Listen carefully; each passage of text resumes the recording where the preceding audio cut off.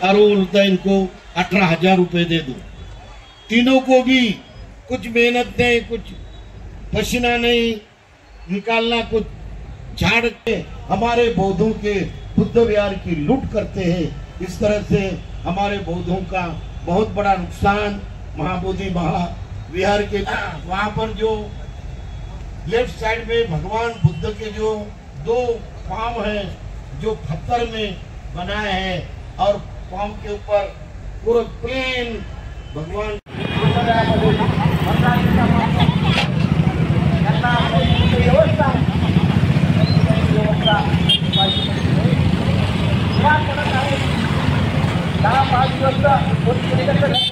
ताई काय सांगणार बौद्ध विहारासाठी भारताभर आंदोलन चालू आहे। बौद्ध विहारावर जे आंदोलन चालू आहे ते पोलीस प्रशासन बळाचा वापर करून त्यांना तिथून काढण्यात आलं।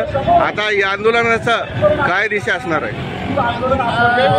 मी एकच सांगणार आहे सर की आमचं जे आंदोलन चालू आहे ते शांततेत चालू आहे, पोलीस बळाचा वापर करून बंदी नाही आंदोलनाची दिशा काय असणार आहे? आता हे आंदोलन चालू आहे विभागात कार्यालयासमोर, कुठपर्यंत आपला लढाई चालू राहणार आहे?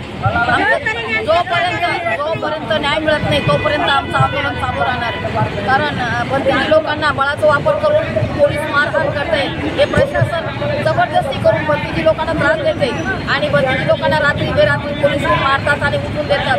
हे योग्य नाही आहे। आमचा विहार आहे, आम्ही शांततेत मार्गदर्शन, बंदिजी लोक शांततेत आंदोलन करताय तरी तिथं बळाचा वापर होतोय। केंद्र सरकार हे जाणून बुजून करतंय, कारण आमचे भरतीचे लोक कोणाला त्रास देत नाही, आम्ही सुद्धा कोणाला त्रास देत नाही। त्यासाठी आम्हाला बौद्ध विहार जे ब्राह्मणाच्या ताब्यामध्ये असा दावा केला जातो।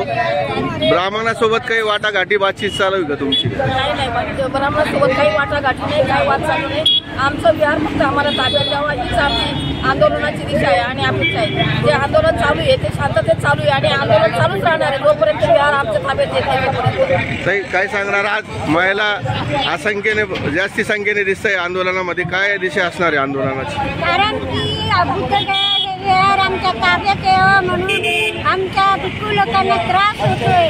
हा त्रास नाही हो म्हणून आम्ही यासाठी आंदोलन करीत आहे आणि आम्हाला जोपर्यंत न्याय मिळत नाही तोपर्यंत आम्ही सरकारला हे आंदोलन चालू ठेवणार आहे। ही आमची मागणी सरकारने पुरी करावी। जय भीम।